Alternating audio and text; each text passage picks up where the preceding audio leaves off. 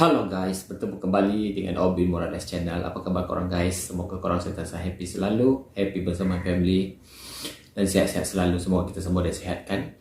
Oke guys, sebelum tu Obi mengucapkan selamat berpuasa pada kawan-kawan kita, sahabat-sahabat kita yang beragama Muslim. Okay. So pada kali ni guys, Obi akan tengok CNBC Indonesia, okay, channel dia. So macam biasa guys, sebelum kita tengok video dia, kita support dulu admin kita. Semoga admin kita lagi semangat. Jangan lupa subscribe, tekan tombol lonceng, jangan lupa like dan share guys. Okay, so dia kata alas kaki Indonesia versus Vietnam, siapa lagi unggul? Oh, jadi alas kaki tu guys apa guys? Yang alas kaki stopping ke apa? Kenapa guys? Okay, so dia kata antara Vietnam dan Indonesia itu adalah salah satu penghasil kot macam tu, pembuat alas kaki. So kita tengok saja guys apa video dia. Okay, so 1, 2, 3 play. Ya, persaingan Indonesia dan Vietnam bukan cuma di lapangan hijau alias sepak bola, di mana dua tim nasional ini kerap berhadapan di laga regional seperti Piala Asia yang babak kualifikasinya saat ini berlangsung, lalu SEA Games hingga IFF. Tapi persaingan juga terasa di bidang ekspor alas kaki. Yalah guys, sebenarnya Indonesia itu dengan Vietnam kan selalu bertemu kan. Maknanya dari segi sukan-sukan pun, macam sukan C pun, sukan C biasanya antara itulah negara-negara yang kuat kan. Biasanya Indonesia, Thailand, Vietnam kan. Maknanya kira yang duduk-duduk ranking atas untuk sukan C. Okay, kita tengok lagi. Loh, kok bisa? Memang Indonesia dan Vietnam merupakan dua negara dalam jajaran pengekspor sepatu terbesar di dunia. Pangsa pasar alas kaki buatan Indonesia di pasar dunia sudah hampir menembus angka 3%. Menempatkan Indonesia berada di urutan ke-6 sebagai negara eksportir produk alas kaki. So alas kaki itu kira merujuk kepada kasut guys, okay? Baru Min paham. Terbesar bersaing dengan negara tetangga Vietnam. Lalu seperti apa sih kompetisi ekspor alas kaki Indonesia dibandingkan Vietnam di jagat global? Siapa yang lebih meraja? Selengkapnya akan kita bahas dalam alas kaki Indonesia versus Vietnam, siapa yang lebih unggul. Kita lihat slide yang pertama.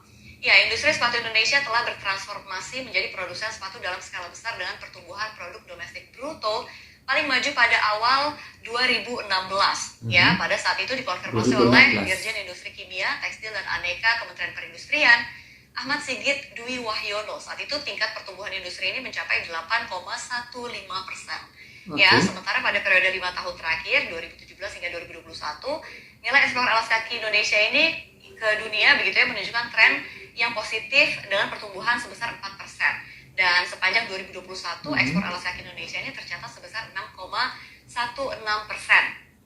Dan kita lihat pertumbuhannya secara signifikan ini sebesar 28,76% dibandingkan tahun sebelumnya. Dan nilai ekspor alas kaki Indonesia tahun 2021 juga melampaui nilai ekspor pada tahun 2019 sebelum pandemi COVID-19 sebesar 4,40 miliar dolar Amerika Serikat.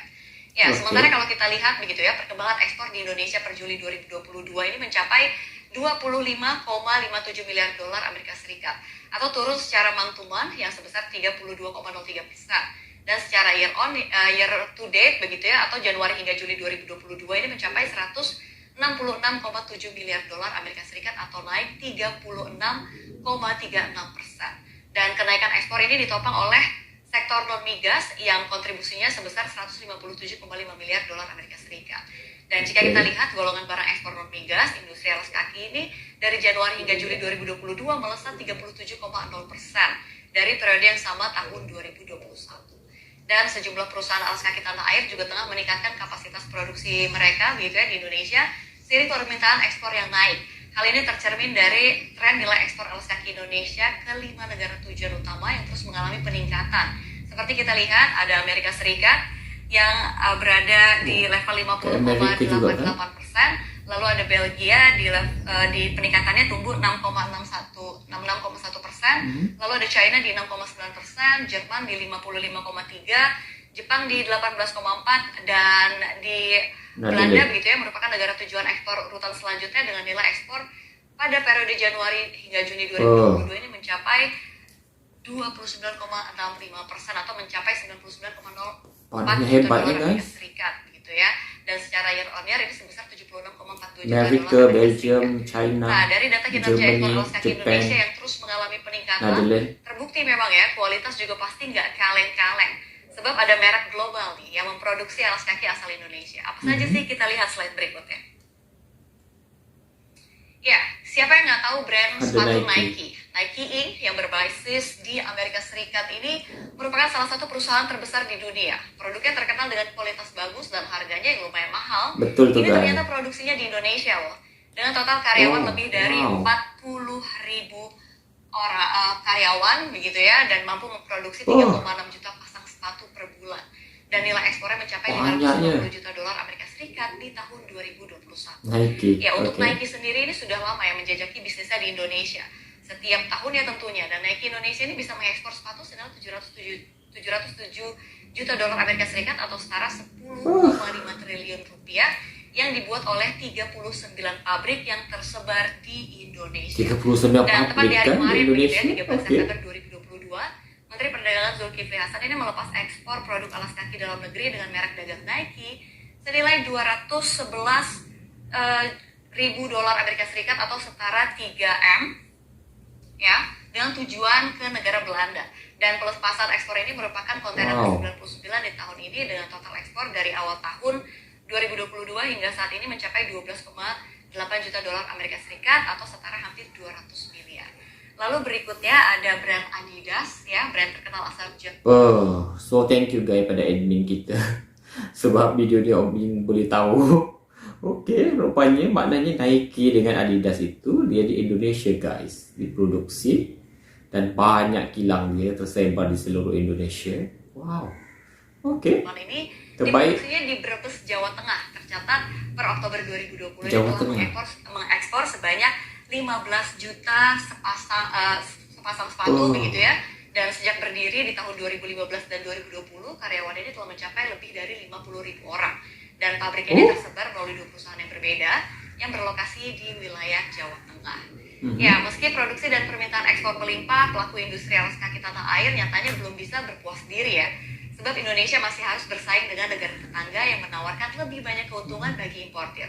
Lalu apa saja sih tantangannya dan apa saja yang menjadi keuntungan negara-negara tetangga? Kita lihat slide berikutnya.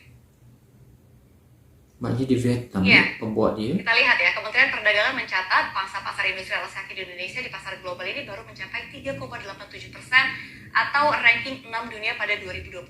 Sementara itu pangsa pasar Vietnam ini mencapai 10% pada tahun yang sama.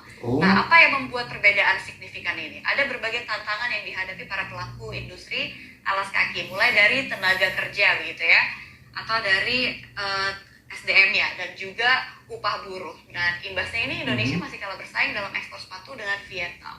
Dan kenaikan upah memang terjadi setiap tahun menyesuaikan inflasi dan pertumbuhan ekonomi. Namun pembahasannya memang selalu berujung pada perdebatan panjang. Banyak yang menilai upah buruh di Indonesia terhitung tinggi. Akibatnya jumlah ekspor alas kaki Indonesia masih kalah dari negara ASEAN lain, termasuk dengan Vietnam. Ya, lalu menurut laporan kemudahan. Jadi maknanya guys, upah dari segi upah tenaga kerja itu maknanya di Indonesia lagi tinggi guys upah dia daripada Vietnam. Oke. Seperti itu. Usaha atau Easy Doing of Business atau EODB yang merupakan parameter yang menggambarkan bagaimana peraturan dan implementasi aturan-aturan yang dibuat sebuah negara mempengaruhi berjalannya bisnis. Target ini pertama kali muncul pada tahun 2016, saat itu Indonesia berada di peringkat 109 ya. Ini pada tahun 2016 Indonesia berada di level 109. Ini jauh di bawah Vietnam yang saat itu berada di ranking 90 untuk Vietnam. Oh, Vietnam 90 kau? Oke. Ya, Vietnam di 90 dan tercatat dalam laporan EODB tahun 2020 maksud saya Indonesia berada di posisi 73. Ini lumayan ya, dari 109 ke 73 dari 190 negara. Dan meski sudah masuk kategori mudah, akan tetapi kategori itu belum cukup menunjukkan iklim investasi yang mudah bagi investor. Sehingga memang pemerintah Indonesia menargetkan EODB Indonesia berada di rentang 40 pada tahun 2023. Tahun 2023 dia enggak. Ya, memang ada perbaikan ya kalau kita lihat. Tapi hati-hati kalau EODB kita tidak mencapai target yang Pak Presiden inginkan. Karena bisa-bisa IOD di Indonesia disalip oleh Vietnam. Kenapa demikian? Sebab kalau misalkan soal kerjasama ya, Vietnam ini masih terbilang unggul. Vietnam, kalau misalkan kita ketahui begitu ya, dia telah mengantongi perjanjian perdagangan dengan sejumlah negara sehingga harga produk ekspor mereka lebih kompetitif.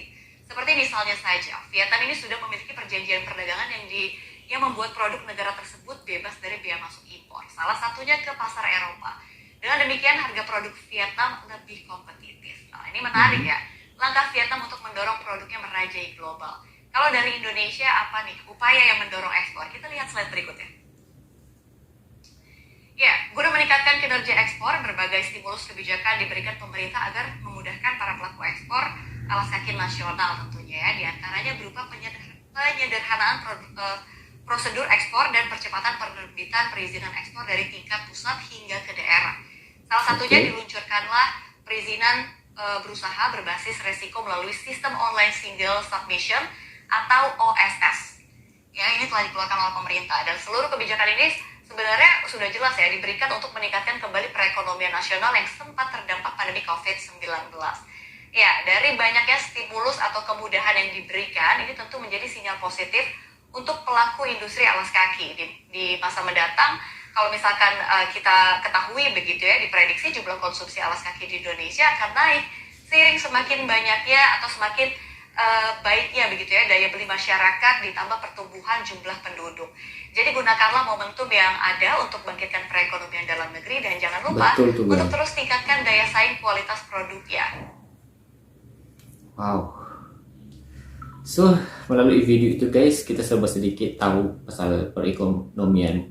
Maksudnya untuk Indonesia dan Vietnam dari segi alas kaki. Alas kaki itu kira yalah macam kasut, produk kasut kan, seperti itu. Oh, baru tahu guys, rupanya Nike dengan Adidas itu dia ada di beroperasi di Indonesia. Oke, dan banyak dia kita tersebar pabrik kilang dia pembuatan. Oke, wow, baru tahu juga guys. Thank you so much.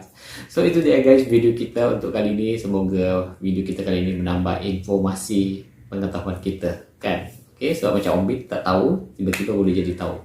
So semoga guys jumpa lagi. Thank you so much.